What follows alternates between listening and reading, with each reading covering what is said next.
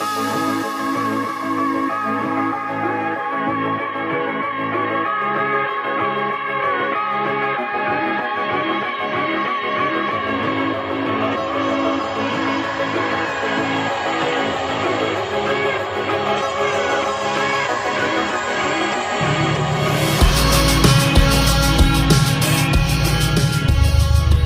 up guys, AA Around That Car Guy here, and today I'm going to bring to you a video that's about something a little bit different.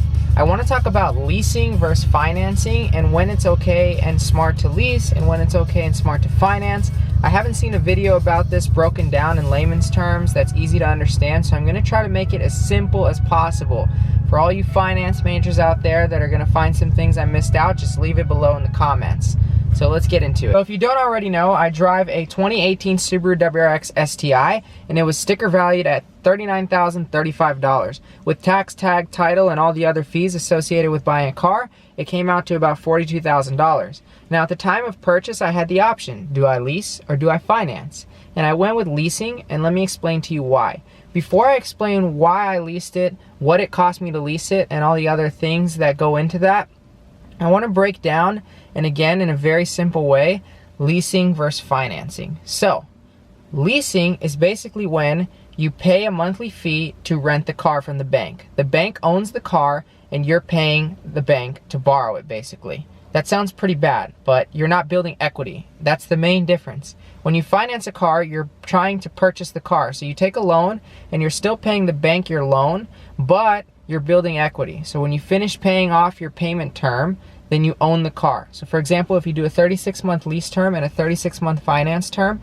once you're finished financing that car, you own it. Once you finish paying your lease term off, you turn the car in. So that is the quintessential difference. Now, I know what you might be thinking. Why on earth would you ever lease a car if you're not even gonna own it? Well, let's look at some of the numbers here. This car is $42,000. A good rule of thumb is that for every $20,000 borrowed to buy a car, you're probably gonna have a monthly payment of about $400 a month. Obviously, a lot of factors affect that, right? Interest rates, loan terms. I think that's on a 4-year loan term. And, you know, it can be less, it can be more. But given that this car was $42,000, there's a chance that my monthly payments would have been anywhere between $600 and $850 down, or $850 a month with no money down. Now remember that, no money down. So, why did I lease it? Well, I leased the car because when I leased it, I didn't put any money down, because when you lease a car, there's really no point in putting money down. You're basically throwing it away. Any of the money that you were going to put down, you should probably use as working capital to pay off your lease. So if you're going to put $2,000 down on a lease, you're better off just keeping that money and then using it to pay for your first few months of your lease. At least that's my opinion. Some people may disagree because they want to lower their monthly payments, but $2, $3, $4 grand, it doesn't go that far when you're talking about a 3-year payment term. So what are some of the better details here with leasing and financing? So to make this very simple, we're going to use very rudimentary math. Okay, let's talk about leasing first. The most important word that you're going to see when you're negotiating a lease deal is the residual. The residual value is very important to you. Basically, let's say that I want to buy a car that's worth $10,000, and the bank and the dealership tells me that that car has a 50% residual value. And let's say that I want to buy this $10,000 car on a 3-year lease term. So 36 months. Stay with me. So $10,000 car, 36-month lease term, 50% residual. What the residual value is what the bank is valuing the car at the end of the lease term. So in this case, at the end of 36 months. So stay with me. Let's review again. 36-month lease term, $10,000 car, 50% residual, meaning that after 36 months of paying the car, the bank has said that it's going to be worth $5,000. So 50% residual, 50% of the total cost, which was $10,000, is $5,000. So they want you to pay that residual. They want you to pay the $5,000 over the course of 3 years, because they said it's going to depreciate to a value of $5,000 after 36 months. So you need to pay them $5,000 over 3 years. That's what's going to determine your monthly payments. Are you staying with me? I know, it's confusing. So, $10,000 car, 50% residual. You have to pay $5,000 over 36 months. How do you find out what you pay? You take $5,000, you divide it by 36. Now, Other things that come into play with a lease is you're limited on mileage. So some leases may allow you to have 10,000 miles a year, some might be 12, some might be 15. Now, if you go over those miles at the end of your lease term, you will have to pay. It could be 10 cents per mile, 5 cents per mile, 20 cents per mile, 25 cents per mile. These are all things that you're going to negotiate in your lease contract. So let's say we bought this $10,000 car at a 50% residual. We're going to pay $5,000 over 36 months, and we're allowed 15,000 miles a year. That's not that bad, because then instead of financing $10,000 to own the car, I'm basically paying half the monthly payment that I would have paid. Now again, these are rudimentary math terms. So now let's take this model and let's apply it to my car. So the 2018 WRX STI, selling point with tax tag, title, and fees is about $42,000. These cars are very good to lease because they have a very high residual. And a good rule of thumb is the higher the residual, the less your monthly payment will be. So this car was $42,000 with a residual of 61%. So the bank is saying that in 3 years, with 30,000 miles, because I'm doing 10,000 miles a lease, 10,000 miles a year on my lease, that this car will be worth about 24 grand, right? You're staying with me? It's worth 42,000. The bank is saying that it's going to be, well, that's with tax tag and title. It's worth 40 without it. So the bank is saying it's going to be worth 60 to 62% of that. So about $24,000 in 3 years if the car has 30,000 miles on it. So basically, the reason that I lease this car is for a couple things. First off, in my opinion, and statistically speaking, from looking at STI sales over the last decade, because I'm very analytical, this car will not depreciate as much as the bank assumes it's going to. And what I mean by that is, in 3 years, with 30,000 miles, this 2018 STI will be worth more than what the bank thinks, right? I don't think that this car will only be worth $24,000.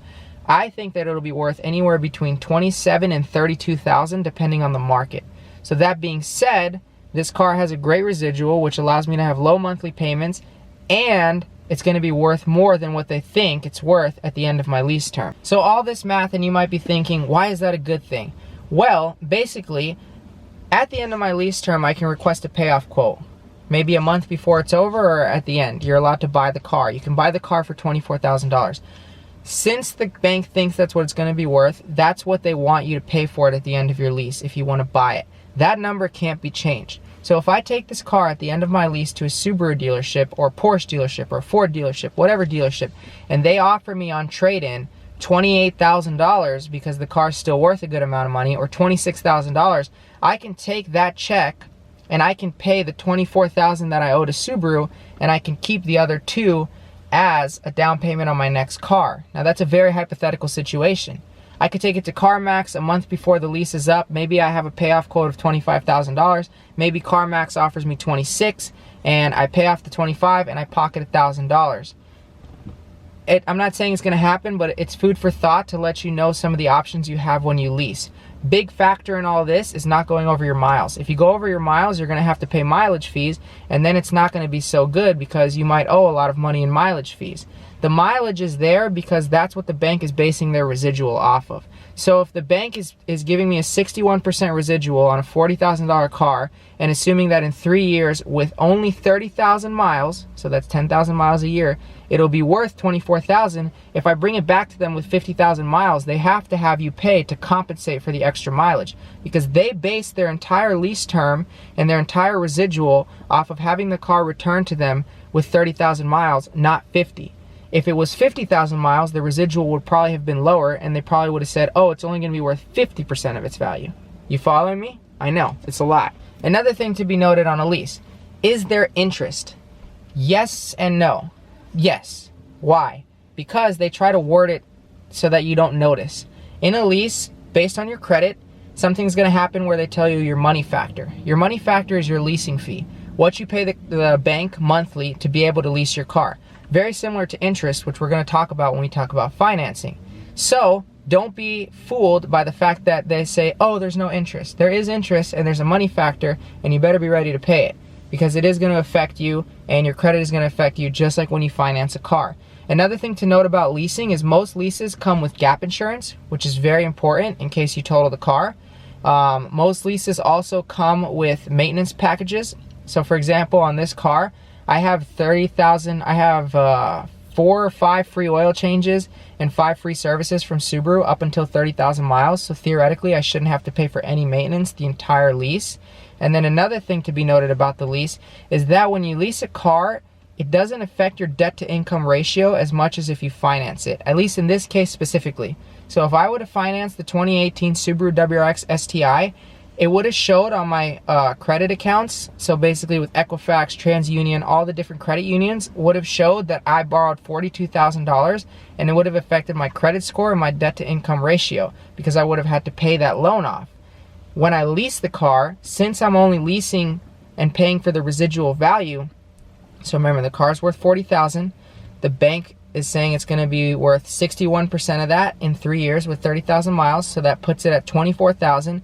I am going to pay $16,000 over 3 years to own this car. So $16,000 divided by 36, that's my monthly payment. That's also what the credit unions reflect as my auto loan. So on my credit accounts, it shows that I only took out a $16,000 auto loan, which is huge because my debt to income ratio stays pretty low. So it doesn't show that I've accrued $42,000 in debt. So that can be an added benefit depending on how much you care about your credit, what your future goals are. In the end of the day, this question is very subjective, and it's up to the individual what they want to do, whether they want to lease or they want to finance. People are very quick to say, oh, you shouldn't lease, that's stupid, or oh, you should not finance, that's stupid. But they're not taking into account that everybody's different. It really depends on what's best for you. There's no right or wrong answer here. And for people that think there is, they're the dumb ones, because it's up to you what you want to do and what's best for your specific situation. At the time, I really wanted an STI. I didn't want high monthly payments. I really didn't want my debt to income ratio to be super high. And I really didn't want to pay for maintenance. And I also like getting new cars every 3 years. So leasing was a good option for me. Now, it might have been different for somebody else. So let's talk about financing. So financing a car, it's pretty simple. If you want to finance a car, you're going to go in there, you're going to do a credit application because a lot of it is based off of what you're financing. Your down payment can affect what you're financing. So if I want to finance a $20,000 car and I put $5,000 down, then I only owe $15,000, and then they're going to tell me whether I want to pay it in 3 years, 4 years, 5 years, or 6 years. And then based off of my credit score, they're going to give me an interest rate. What is an interest rate? To explain it very simply and in very, very rudimentary terms, it is what you're paying to borrow the money. So assume your friend's like, hey, I'll lend you $10,000 to buy whatever it is you want to buy, but you have to give me back $12,000 because I want you to pay me for letting you borrow the money. That's interest. Basically, you're borrowing the money from the bank to finance your car, and over your financing term, so if you're doing it over 48 months, which is 4 years, you're going to have to pay a certain interest rate. Interest rates vary based off of person to person and based off your credit. It can be anywhere from 2% or even lower, all the way up to 12% or even higher. You should probably never finance a car if your interest rate is above 12%. That's pretty crazy, and you're going to pay a lot of money to borrow the money to buy the car. And the longer your term is that you're paying your car off, the more interest you're going to accrue. So for example, if you buy a car that's worth $10,000 and you pay it off in 3 years on a 5% interest, you're going to pay a lot less in interest than if you pay that same $10,000 off over 5 or 6 years. So you always want to try to pay a car off as quick as possible. Now, that's not always conducive to everybody's financial situations, but it's food for thought. So to make a long story short with financing is a great option because you will build equity. Now, realize that if you're going to finance a very expensive car, it's going to reflect on your credit score and with the credit unions. So they're going to see, oh, he borrowed $50,000 to buy whatever car he wanted to buy. And you're going to pay interest, but it's not a bad decision. There's pros and cons to both financing and to both leasing.